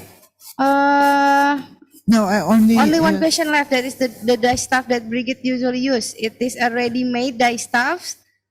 Do you need to mix it with liquid such as water? And have you tried natural dye stuff? You already answered. Just the powder and the hot water. Oh oke. Jadi pewarnanya itu direct dyes. Jadi pewarna dingin. Jadi nanti bubuknya itu harus dilarutkan dulu menggunakan air panas dan udah langsung siap digunakan gitu. Dan Brigitte belum pernah menggunakan pewarna alam karena menurut beliau itu repot gitu. Maksudnya kalau bikin di Jerman pakai pewarna sintetis saja itu butuh waktu 1 hari untuk kering gitu. Apalagi untuk pewarna alam yang time and multiple dyeing process gitu. Yeah. We are stopped. Yeah, because I wanted to show the with the exhibition we have to make a gallop. We have to run through. Iya. Yeah, please. Oke. Jadi karena kadang-kadang juga dikejar waktu untuk pameran, jadi kadang waktunya tidak memungkinkan ya untuk menggunakan pewarna alam. Baik, mungkin kita ada pertanyaan lagi Mas itu. Ada pertanyaan dari Bu Fitri itu. Studio di Hanover dan bisa nggak datang? Suaminya orang Jerman soalnya Bu Fitri dia. Oh. Iya. Minta alamat addressnya. Yes, you can visit me, but I don't have a studio anymore. You can visit me on my private home and you're welcome. Tadi ada nanya, Do you sell your batik Yes, paintings? yes. Still do? Yeah. Ya. Oke, barangkali kalau ada yang mau beli lukisan kita bisa ke saya ya sebagai manajer. Yeah, good. Boleh Putri, sebelum diakhiri ya, lukisan yang mau dijual kalau ada, boleh ada nggak di sini yang mau dijual lukisannya? Any painting that you would like to sell today? Do you No, I have have the nothing images? here. I have nothing here. Oh, the images? And I don't know which one he likes or he likes. So because some of them, let's say the most of this painting I showed, they are already sold. Oh, yang tadi udah ditampilkan semuanya udah sold, Pak Agus. Oh, Oke, gini aja kalau memang ada yang mau dijual Maybe. dengan Iya. fotonya, nanti next kita akan jual. Bakal batik. Iya, bisa nanti diatur Manajernya Putri. lewat juga manajer bakal ya. Boleh, Transfer boleh. mau manajer apa boleh, pokoknya kalau Transfer ada boleh. nanti bisa difoto untuk next Ya. bursa ya. Next bursa kita. next bursa. Ya. Kayak ATM kalau ini. Oke, udah ya pertanyaannya, Van? Masih ada pertanyaan lagi? Atau direct pertanyaan. oh mungkin ada yang mau bertanya Ya. langsung? Please, Raise hand. please raise hand. Kan dibuka, Pak. Ibu Bisa, Bu Pak. Mirlani. Ibu Mirlani. Please, Bu Ya, Mirlani. silakan Ya. Ibu, mangga. Hi Bridget. Hi. Very interesting to hear your explanation about your experience in Batik. I wrote also in the chat that because I met you, so my interest in Batik, so I start to start to read because I am amazed that you are foreigner, but you interest in Batik and you brought knowledge about Batik that's so wide. I also asked a question that do you sell your artwork? But I think maybe already some of your work already sold. But I think through this Zoom, maybe a lot of people also here. Maybe next time, and the next APPBI Zoom, yeah. So Putri will be the manager. So Okay. also interesting. And then I believe that very good for Bridget, yeah. Since she ever been to Indonesia, nearly every year she visit Indonesia. And she know a lot of people here, maybe, and Indonesia maybe more than us. So amazing and interesting. Very good, Bridget. Thank you. Okay, you're welcome. Makasih Bu Mirlani. Okay. Ada lagi yang ingin bertanya langsung? Mungkin satu orang penanya lagi. Udah ya, mungkin dicukupkan ya sampai di sini. Oke, thank you so much Mrs. Brigitta for the presentation. You're and welcome. the inspiring story you shared with us today. Yes. And thank you so much for coming to Bandung. We are very delighted having I you love here. to do it. I hope next year you come again. Yeah, okay. And then you make a Workshop. workshop here. Okay, Yeah. we Yeah. can do that. I sure many people want to Good. learn. Yeah. Okay. Painting. That would be Okay. nice. Yeah. Yeah. Mrs. Brigitta, if you don't mind, maybe is there any suggestion or closing Yes. closing remarks from you? Yes. Please. Yes, Yeah. I really would like to say that. Sorry, you missed a little part of my presentation, but I'm very happy that you were so interested in and to ask questions. So it doesn't matter what I wanted to say. I did a lot of exhibition and organized exhibition, but at the end, as a conclusion, I really want to mention one person who was and is very important for me, and it's my very close friend, Ibu Hani Vinotosastro from Yogyakarta. He is the owner of a batik manufacturer in Jogja, for very important batik manufacturers who keeps the tradition. Batik, Hani, thank you very much. You opened for me when I came to Indonesia, 1993. That was the second time. You opened so many doors for me. And without you, I never would have met so many people here in Indonesia who are involved in the batik scene. Thank you so much. and also to all the other friends I made here, Kumar and all the others. I cannot mention everyone, but you can believe me, I'm so proud that I really had the possibility to meet so many people around here in Indonesia who helped me and who learned, from whom I can learn about your batik. Thank you so much. Terima kasih banyak. Thank you so much, Mrs. Brigitte. Okay, ladies and gentlemen, it has been my pleasure to guide this interesting sharing session. Thank you for your attention and the enthusiasm. Saya Putri Komar, moderator Anda hari ini, pamit undur diri. Mohon maaf atas segala kekurangan. I'm Putri Komar, completed guiding as your moderator today from Bandung, Indonesia. Let us get back to our lovely host, Mrs. Wayan Lesi in Singapore. Thank you. Thank you, Mbak Putri und vielen Dank, Frau Villa, for the great presentation and inspiring sharing session. Thank you. Ladies and gentlemen, slowly we are approaching the end of our Zoom talk today. Before we really wrapping up, I'm sure Mr. Ivan would like to capture our picture as documentation. Kepada Bapak Ivan, dipersilakan untuk mengambil foto bersama. Enggak ya. Tolong Dibuka. videonya gitu. Oh ya, boleh diaktifkan videonya Bapak Ibu supaya wajahnya terlihat. Kita foto bersama. Oke, kita hitung ya. Siap. Ah, banyak sekali nih Udah Brigit. semua nih ya? Iya, 75 people. Oh, participate. belum ada yang masih belum. Mr. Dudung, Sapuan, Oh, great. ya Mas Oke, udah Pri. siap semua. Oke, kita hitung ya. And my friend Iya, from Japan. iya, from little Japan, baby. from Japan ya. Oke. With a baby. Ya. Oke, halaman Tuh. berikutnya. Halo Brigita, Jangan good your presentation. Good Ya. presentation, Mr. Dudung. Thank you. Yeah, thank you, Dudung.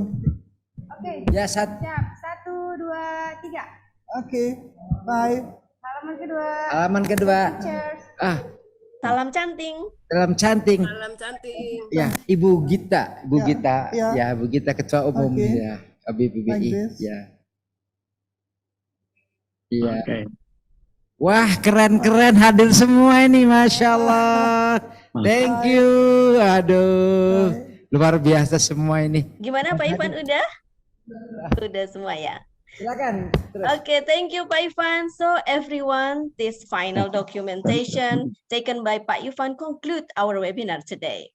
Once again, thank you, ladies and gentlemen, for attending this webinar this afternoon. I hope you learned and enjoyed the presentation and discussion. I am Wayan Lesi. Until we meet again at the next occasion. Saya Wayan Lesi, host hari ini, pamit undur diri. Mohon maaf atas segala kekurangan. Wassalamualaikum warahmatullahi wabarakatuh. Waalaikumsalam warahmatullahi wabarakatuh.